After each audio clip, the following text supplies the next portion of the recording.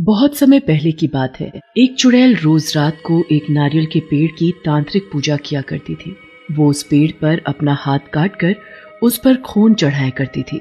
ऐ शैतानों के देवता, मेरी पूजा स्वीकार कर और मुझे संतान दे। चुड़ैल हर रात इसी तरह पूजा करती और अपने शैतानों के देवता को खुश करती। उसी जंगल में एक बहुत ही गरीब शंकर नाम का लड़का लकड़ियां काटने आता था। एक दिन की बात है, शंकर पेड़ से सूखी सूखी लकड़ियां काटने में लगा हुआ था। ओह, शाम हो गई। आज तो लकड़ियां काटने के चक्कर में समय का पता ही नहीं चला और रात को इस जंगल में रुकना ठीक नहीं है। शंकर जल्दी जल्दी लकड़ियों को एक रस्सी से बांधने लगता है। तभी उसे कुछ अजीब सी आवाजें सुनाई देती हैं। ये आवाजें कैसी? इस समय कौन हो सकता है? शंकर आवाज सुनने की कोशिश करता है। तभी उसे अचानक से वो आवाजें और भी भयानक सुनाई देने लगती है। ऐ शैतानों के देवता, मुझे संतान दे, संतान दे, मुझे संतान दे। अजीब सी भयानक आवाजें सुनकर शंकर की हालत और भी खराब हो जाती है। आलतू जलालतू आई बला को टालतू, आलतू जलालतू आई बला को टालतू। तभी अचानक से उसे एक तेज रोशनी दिखाई देती है। ये रोशनी कैसी? शंकर हिम्मत करके रोशनी की तरफ देखने जाता है तो चौंक जाता है। बाप रे, चुड़ैल! ये तो चुड़ैल है। तभी शंकर जल्दी से झाड़ियों के पीछे छिप जाता है और वो चुड़ैल को देखने लगता है। ये चुड़ैल यहाँ क्या कर रही है? तभी शंकर देखता है कि चुड़ैल अपना हाथ काट कर नारियल के पेड़ पर खून चढ़ा रही है। ऐ शैतानों के देवता, मुझे संतान दे, संतान दे, संतान दे। लगता है आज मेरा आखिरी दिन है। अगर इस चुड़ैल ने मुझे ये सब करते देख लिया तो वो मेरा ही खून चढ़ा देगी। और जैसे ही चुड़ैल वहां से जाती है तो शंकर नारियल के पेड़ के पास जाता है। तभी उसे उस नारियल के पेड़ से कुछ अजीब सी आवाज सुनाई देती है। आज तो मैं पक्का नहीं बचूंगा। तभी शंकर की नजर नारियल के पेड़ पर पड़ती है। ये क्या? नारियल के पेड़ पर ये नारियल लग रहा है। और देखते ही देखते वो नारियल बड़ा हो जाता है। ये कैसे हो सकता है? ये तो जैसे कोई जादू हो। तभी वो नारियल पेड़ से गिरकर नीचे आ जाता है और उसमें से रोने की आवाज आने लगती है। इस नारियल से रोने की आवाज कैसे आ सकती है?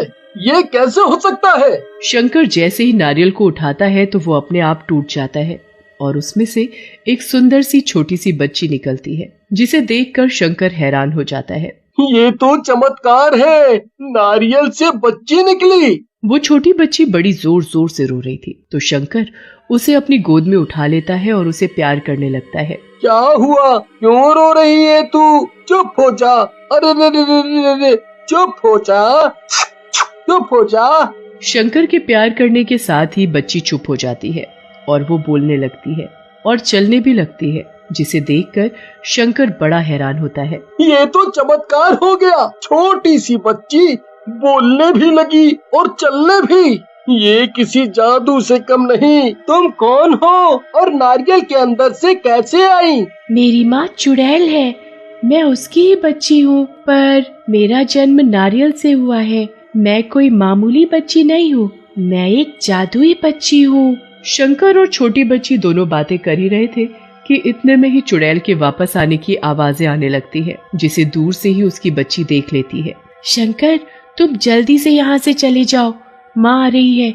अगर उन्होंने तुम्हें मेरे साथ देख लिया तो वो तुम्हें मार डालेगी। फिर शंकर उस बच्ची को वहीं छोड़कर जाने लगता है तो बच्ची उसका हाथ पकड़कर उससे कहने लगती है, कल तुम फिर मुझसे मिलने आओगे ना? शंकर उस बच्ची को प्यार भरी निगाहों से देख रहा था और धीमी आवाज में सिर हिलाकर उससे कहता है, हाँ, कल मैं तुमसे मिलने जरूर आऊंगा। अब तुम यहाँ से जाओ, माँ आ रही है। शंकर उस बच्ची को वहीं पर छोड़कर जल्दी से वहाँ से चला जाता है। उसके जाते ही चुड़ैल भी आ जाती है और जब वो नारियल के टुकड़ों के पास अपनी बच्ची को देखती है तो खुशी के मारे झूमने लगती है। संतान, मेरी संतान, मेरी संतान मुझे मिल गई। मैं भी माँ बन गई। चुड़ैल अपनी बच्ची को गोद में उठाकर प्यार करने लगती है। मेरी बच्ची, मुझे कब से तेरा ही इंतजार था। अब जाकर कहीं मेरा इंतजार खत्म हुआ। एक बार मुझे माँ कहकर बुला। माँ? मेरे कान तरस गए थे माँ सुनने के लिए। फिर चुड़ैल अपनी बच्ची को बहुत प्यार करती है और इसी तरह सुबह हो जाती है और अगले दिन चुड़ैल अपनी बच्ची से कहती है, मेरी बच्ची, मैं तेरे लिए कुछ खाने के लिए लेने जा रही हूँ। तू अपना ध्यान रखना और इधर उधर कहीं मत जाना। ठीक है माँ, मैं अपना ध्यान रखूंगी। ये कहकर चुड़ैल चली जाती है। बच्ची वहीं नारियल के पेड़ के पास बैठी शंकर का इंतजार करने लगती है। ये शंकर कब आएगा? इतनी देर हो गई, अभी तक नहीं आया। तभी बच्ची को शंकर आता हुआ दिखाई देता है तो वो दौड़कर उससे लिपट जाती है। तुम्हें आने में इतनी देर क्यों हो गई? मैं कब से तुम्हारा इंतजार कर रही थी। जाओ, मैं तुमसे बात नहीं करती। मैं आ तो कब का चुका था, पर जब तुम्हारी माँ को देखा तो छिप गया। अगर वो मुझे देख लेती तो मुझे जिंदा ही मार डालती। हाँ। फिर शंकर और छोटी बच्ची दोनों आपस में मिलकर खेलने लगते हैं और खेलते खेलते जब दोनों थक जाते हैं तो एक जगह बैठ जाते हैं। मैं तो थक गई, अब मैं नहीं खेल सकती। मैं भी थक गया और मुझे भूख भी लग रही है।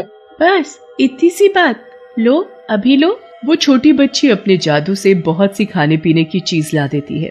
इतना सारा खाना और चीजें देखकर शंकर की आंखें फटी रह जाती हैं। इतना सारा खाना और इतनी सारी चीजें, ये सब कैसे? मैंने कहा था ना कि मैं जादुई बच्ची हूँ और मैं जादू से कुछ भी ला सकती हूँ।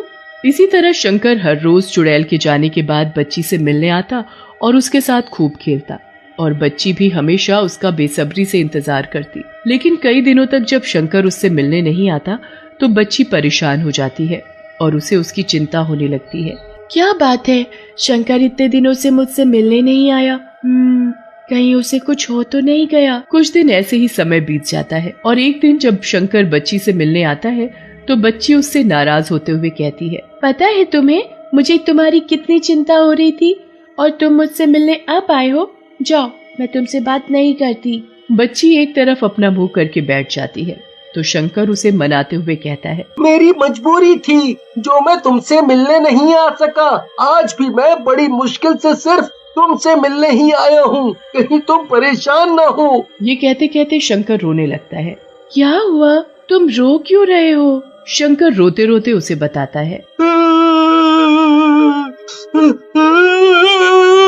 मेरी माँ की तबीयत बहुत खराब है। डॉक्टर ने कहा है उनका इलाज किसी अच्छे अस्पताल में ही कराना होगा, तभी वो ठीक हो पाएगी। पर मेरे पास उनका इलाज कराने के लिए पैसे नहीं है। अगर मेरी माँ का इलाज समय से नहीं हुआ तो मेरी माँ मर जाएगी। तुम्हारी माँ बीमार है और तुमने मुझे बताया भी नहीं।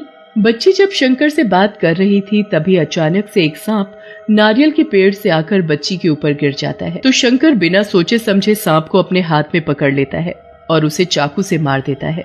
तभी इतने में ही चुड़ैल आ जाती है और अपनी बच्ची को जमीन पर खून में सना हुआ देखकर आग बबूला हो जाती है।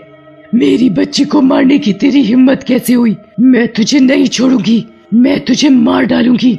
और जैसे ही चुड़ैल शंकर को मारने के लिए अपने हाथ आगे बढ़ाती है तो बच्ची अपनी चुड़ैल माँ को रोक लेती है। माँ, इसे मत मारो, ये मुझे मारना नहीं बचाना चाहता था। माँ, इसने तो सांप से मेरी जान बचाई है और आप इसे ही मारना चाहती हो। चुड़ैल अपनी बच्ची की बात सुनकर शंकर को छोड़ देती है। तुम इसे कैसे जानती हो? फिर बच्ची चुड़ैल को सारी बात बताती है। माँ, जब मेरा जन्म नारियल से हुआ था तब मेरे पास कोई नहीं था, तब सबसे पहले मैंने इसे ही देखा था। माँ, तुम तो मुझे अकेला छोड़कर चली जाती थी, तब यही मेरा दोस्त बनकर मेरे साथ खेलता था। माँ, ये बहुत अच्छा है। तुमने मेरी बच्ची का ध्यान रखा, उसके लिए धन्यवाद। जब तक मेरी बच्ची बड़ी नहीं होगी मेरी शक्ति मुझे नहीं मिलेगी। फिर बच्ची अपना हाथ हवा में घुमाती है और अपने हाथ में बहुत सारे पैसे ले आती है। शंकर, इन पैसों को लो और अपनी माँ का अच्छे से अस्पताल में इलाज कराओ और जब भी तुम्हें किसी चीज की जरूरत हो तो इस नारियल के पेड़ के पास आकर जैसे ही इसे छुओगे तो मैं तुम्हारे सामने आ जाऊंगी। शंकर बच्ची से पैसे लेकर घर चला जाता है और अपनी माँ का एक अच्छे से अस्पताल में इलाज कराता है और जब भी उसे किसी चीज की जरूरत होती तो वो नारियल के पेड़ के पास पहुंच जाता और जादुई बच्ची उसकी मदद कर देती।